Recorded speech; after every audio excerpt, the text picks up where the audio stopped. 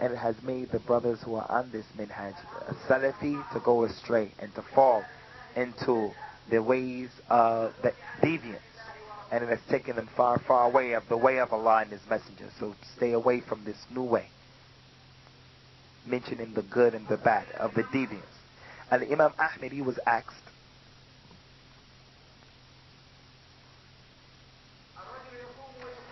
there's a man, he fasts and he prays.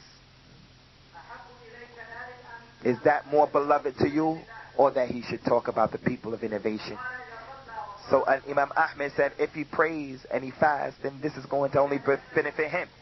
But when he talks about the people of bid'ah and he talks about their mistakes, this is going to benefit the general folks, the Muslims in general.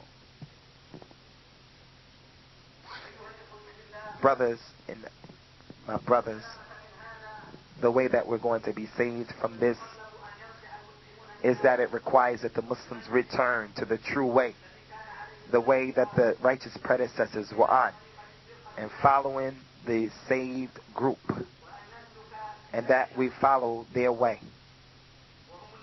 And they are the ones who the Prophet ﷺ said about them, there is not going to cease to be a group from my ummah victorious on the truth. It does not harm them, those who try to trick them or those who go against them.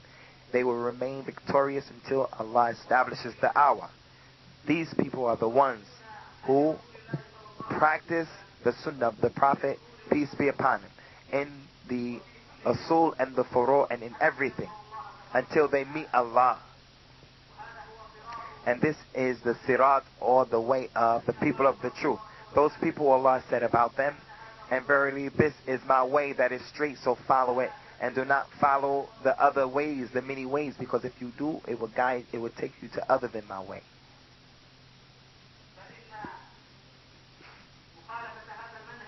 So to go against this correct way, this is the one thing that has caused the ummah to be divided. In spite of the many followers of the ways, the Prophet has said, sallallahu alaihi wasallam,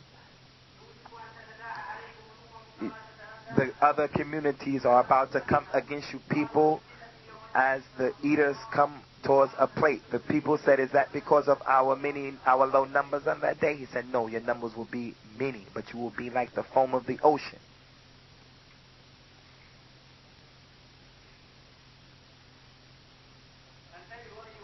So brothers, pay attention and stay upon this way and make yourselves united, and stay away from the people who want to divide you, from the different groups and their callers,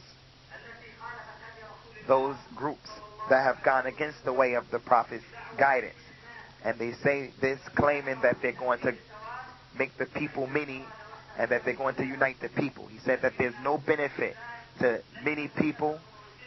The scales, what's important is not how many people, because Allah has told us in so many ayahs that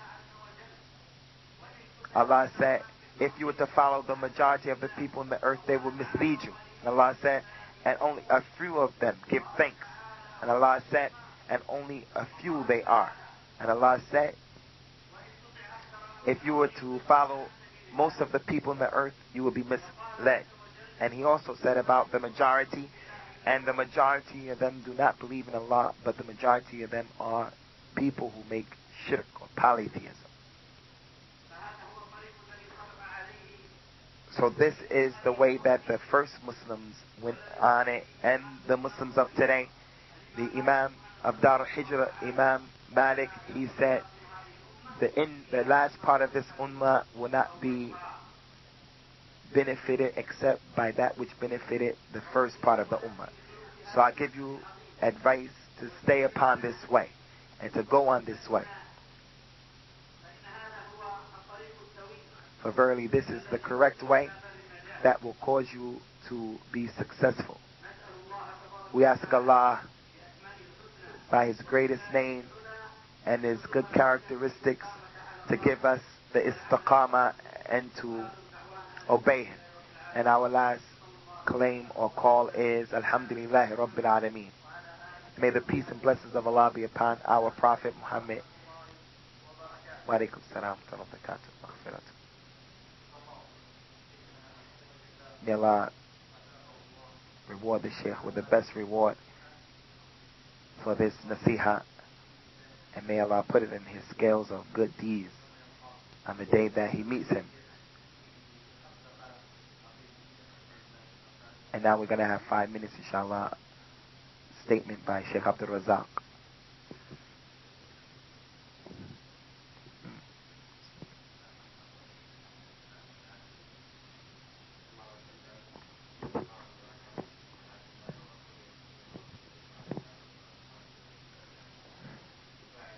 After this,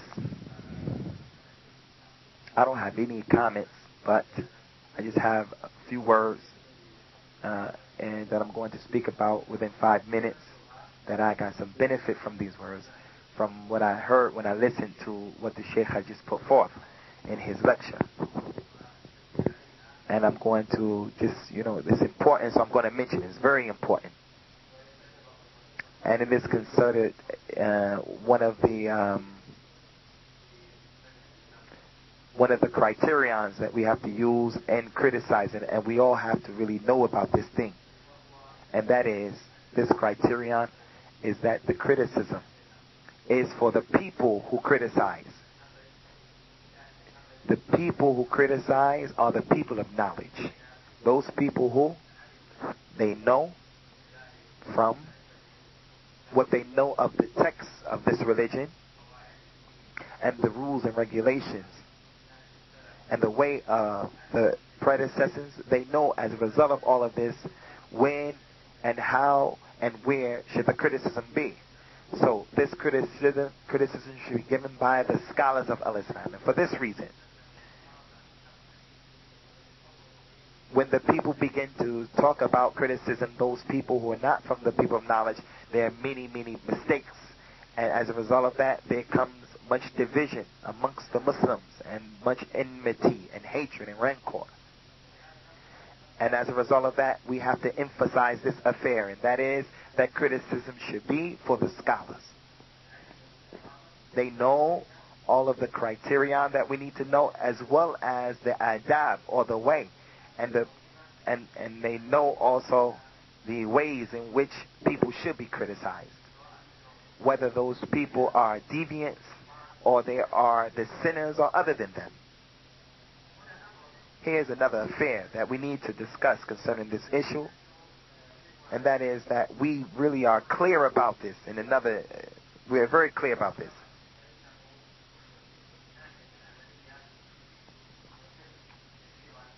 He said, very seldom will we find this thing with the people. From that which we have to submit to, most people submit to it, is that medicine and the knowledge of atomic energy and other than these knowledges, people do not accept the speech of people in these things, except people, this is their special work. So when someone talks about a particular science and he's not from the people of that science, people say to him, you're not from this science, so what are you talking about it from? And they will warn people of this man who's talking in other than his science. Whereas in the knowledges of the religion, the knowledge of the kitab and the knowledge of the sunnah, we find that the regular person, he's talking about the religion. And we'll find that the student of biology talking about the religion, and the student of medicine talking about the knowledge of a deen, and the new person who accepted Islam is talking about the deen. And everyone comes with his opinion. And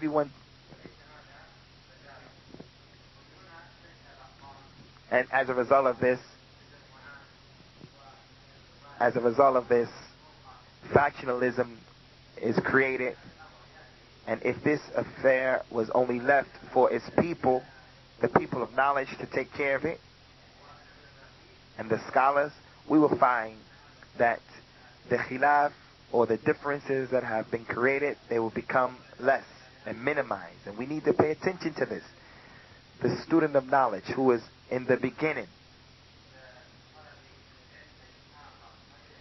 and the one who is busying himself with the knowledge of other sciences, he should leave this knowledge to the people of knowledge. Let the ulama handle it, the major ulama, the major scholars. And he should find that this is enough for him. I don't want to go further than this, and Allah knows best.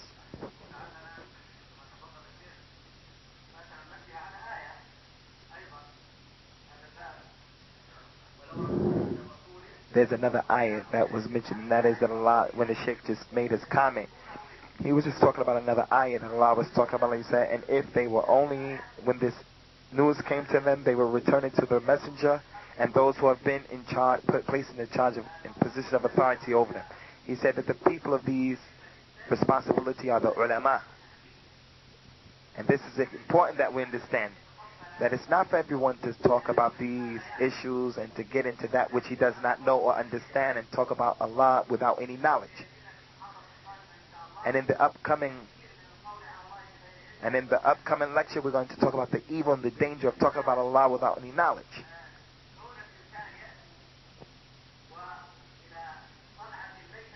So for a person to come to something that he has no experience in and he doesn't know how to perfect it, this is definitely from what we understand is going to be rejected by the majority of the people. That does not mean that the Muslim or the student of knowledge does not order with what is good and prevent what is wrong. But what it means is that the issue of criticism in writing books and making refutations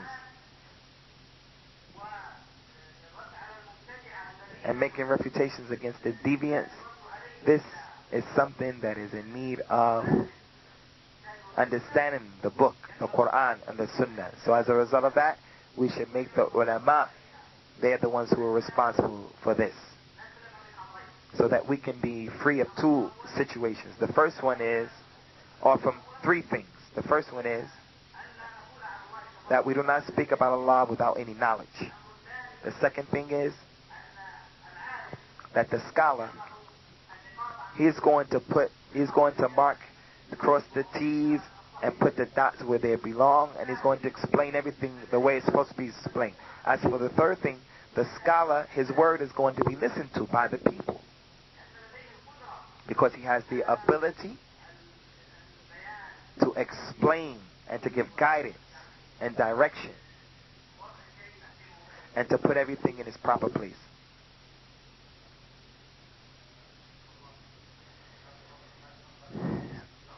There's no time for some of the questions.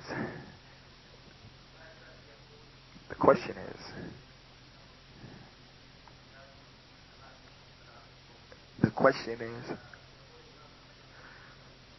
Ibn Hajar said he has some statements that go against, that Ibn Hajar made some mistakes and he goes against what the Salaf were on. So should we leave him and mention his good things and his bad things? Sheikh said this is a very important question, and I think that I talked about it when I was talking a few minutes ago. I talked to the difference between those two groups. The ones who his mistake came as a result of him being astray and being away from the kitab and being away from the sunnah.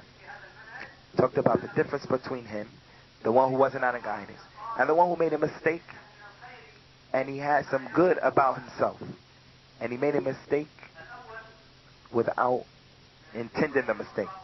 So the first person, you have to explain his mistakes, but you do not warn the people of him, nor do you talk bad about him, nor do we disrespect his knowledge. And one of the best examples of this is what the questioner just put forth concerning the books of al-Hafiz Ibn Hajar al-Asqalani. It's because the Imam al-Hafiz, he made some ta'wilat or explanations in the characteristics of Allah that were incorrect.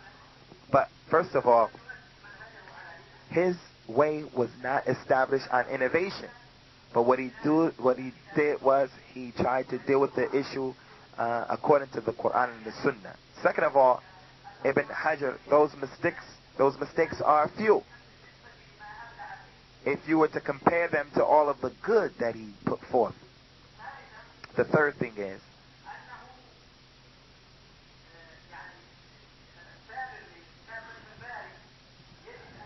if the person was to read his book Fath al-Bari, the explanation of Bukhari, you will find that his desire and goal was to support and help the truth. And as a result, when we look at his book, many times he supports what he says with dalil.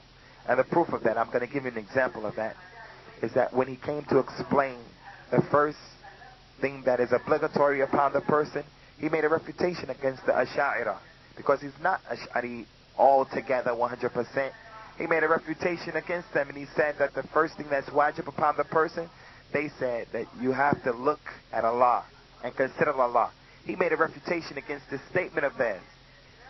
And he said this is from what the Mu'tazila have left in the madhab of the Ash'ari. And for this reason, we have to make the distinction between those imams and the people who founded their way upon bid'ah, like the Mu'tazila and the Jahmiyyah and some of the leaders of the Ash'ari, other than Abu Hasan al-Ash'ari, because he came back to the truth.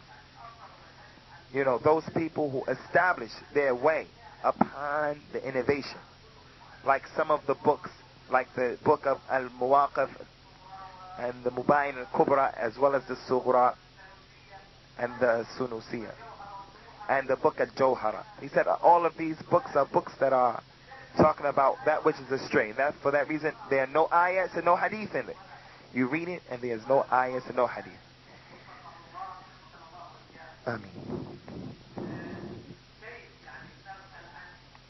How do we, as for the question,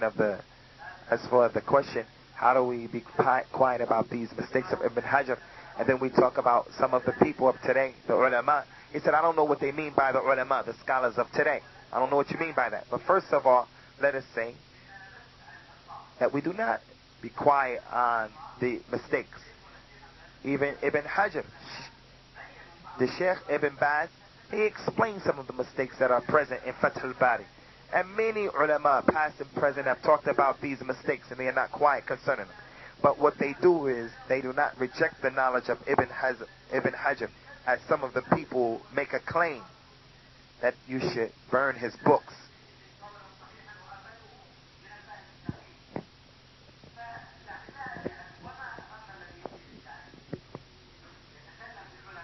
As for the one who talks about the scholars who are well known for their knowledge, those who talk and call to the minhaj of the kitab and the sunnah, far away from factionalism and hizbiyah,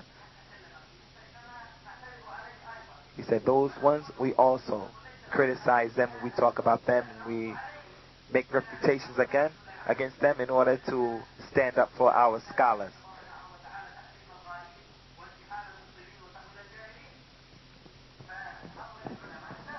So those scholars, they should be protected and guarded against.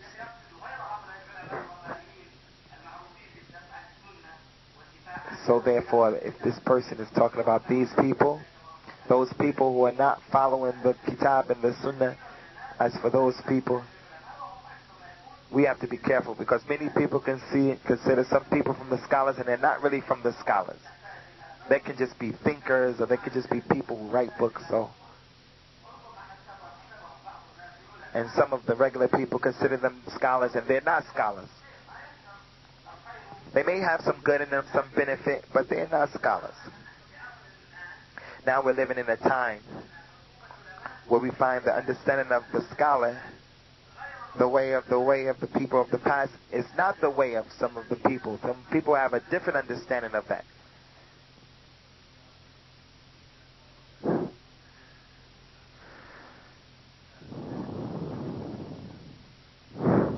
If a person was an innovator and he didn't listen to the nasiha, how should we deal with him? Should we boycott him, or what?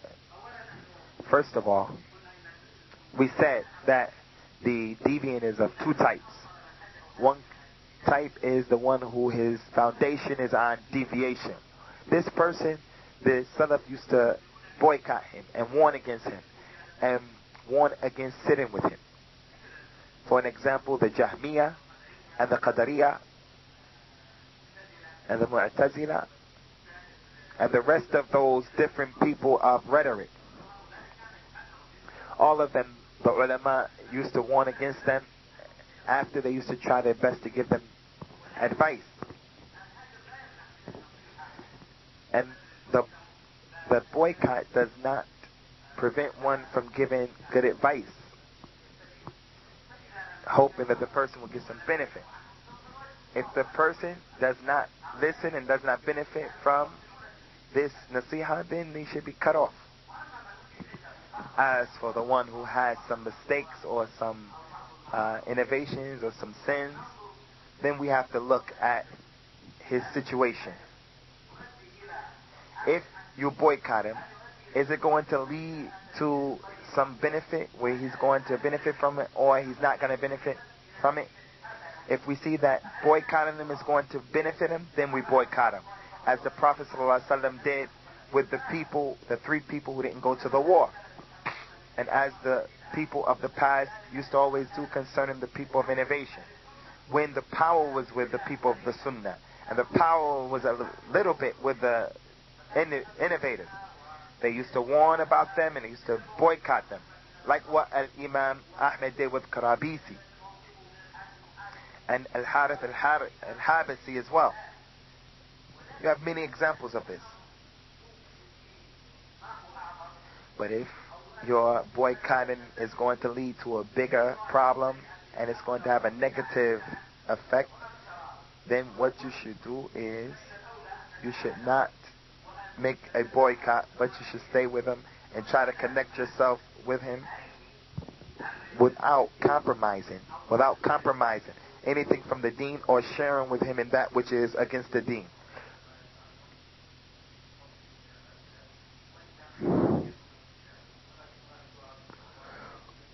This is the last question. I said to a brother, you have to know all of the rulings of the deen from the ulama, like Ibn Baz and al-Albani. This man responded by saying the Salafiyun people, they don't have any understanding that's clear, and there are other ulama who are not known. We don't know about them. And Allah has made the Qur'an easy for the people to understand.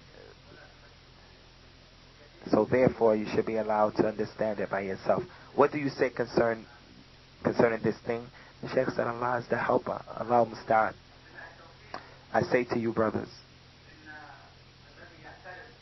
that the person who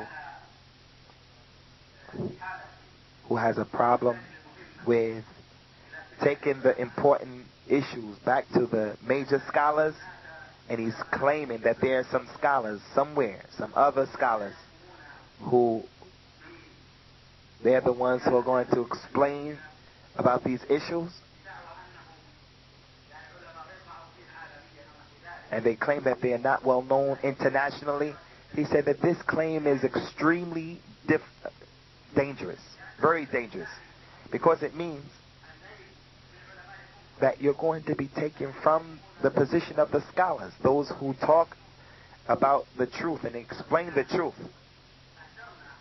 And if we were to put down the knowledge of these major scholars, then to who will the Muslims return to concerning their affairs? Those things that are difficult for them to understand. Who are they going to turn to? From the signs of the innovators are that they speak unfavorably about the scholars as well as the leaders. An example of this is that we need to explain the statement of Allah. And if they only turned it back to Allah and His Messenger, and those people were given authority amongst them, they would explain it to them. And the statement of Allah, O you who believe, obey Allah and His Messenger and those who are put in authority over you. Because the people of knowledge have explained that they are the ulama and the umara, the leaders. Those people who are going to take care of the religion of Allah. They're going to take care of the kitab and they're going to take care of the sunnah. And there's no doubt that these people are different from the people, and they are on different levels, these scholars. And that's why the Prophet ﷺ said, every 100 years, Allah is going to raise up a person who is going to renew the deen. Or as the Prophet has said, Sallallahu Alaihi Wasallam, Allah is going to bring back to life with this person the sunnah, and is going to get rid of the innovation. And is going to raise the flag of a tawheed. And if you were to follow and read about the history, you will find that this is clear.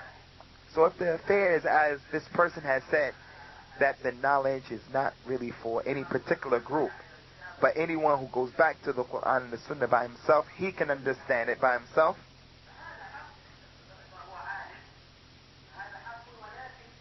This is true in a certain extent, but we also have to look at another issue. We have to look at the actual application of this affair, and not to the claim. Many people claim this particular claim, but there's no proof for them in this thing.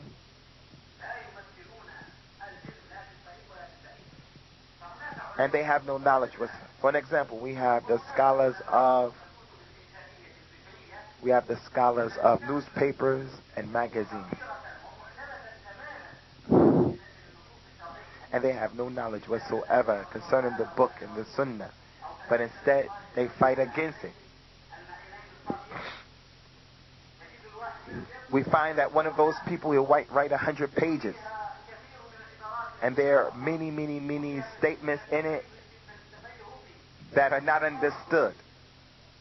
And they want to show how well they talk their language. But they do not lead you or talk about the sunnah, nor do they talk about the way that the Salaf understood the religion. But instead, what they do is they claim to be free from the ulama. And the one who makes this claim, this is a very dangerous issue. And there's this issue that we have all of this ikhtilaf, or differences. We take these people as heads and we start calling to their way, and we do not call to the way of the Qur'an and the Sunnah. And I'm going to give an example of this. I give an example without naming any names. One of them said to some students of knowledge that a particular person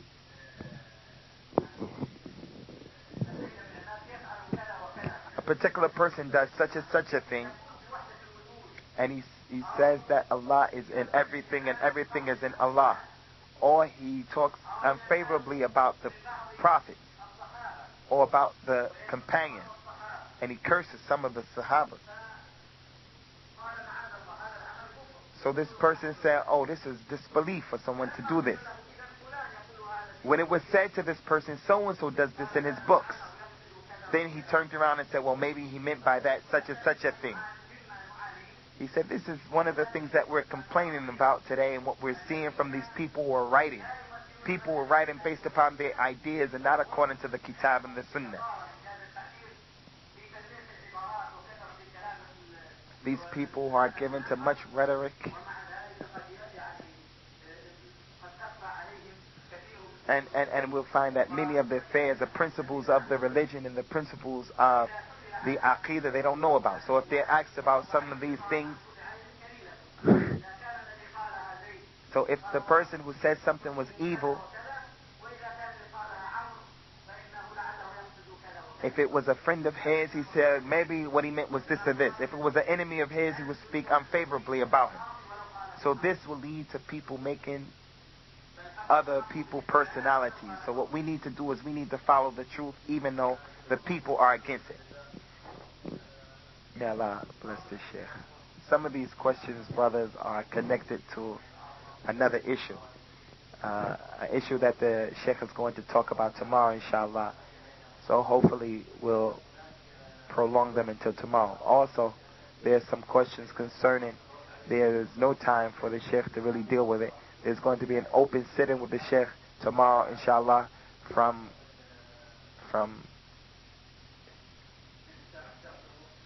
11 o'clock to 1 o'clock. There's going to be an open meeting with the Sheikh tomorrow. Those issues can be dealt with. At 10:30, there's going to be the lessons that are... At 10:30, there's going to be the dars in English and the other languages. Everyone can go and deal with those lessons. And we ask Allah to show us the truth truthfully, to show us what's batil as being batil, and may He protect us from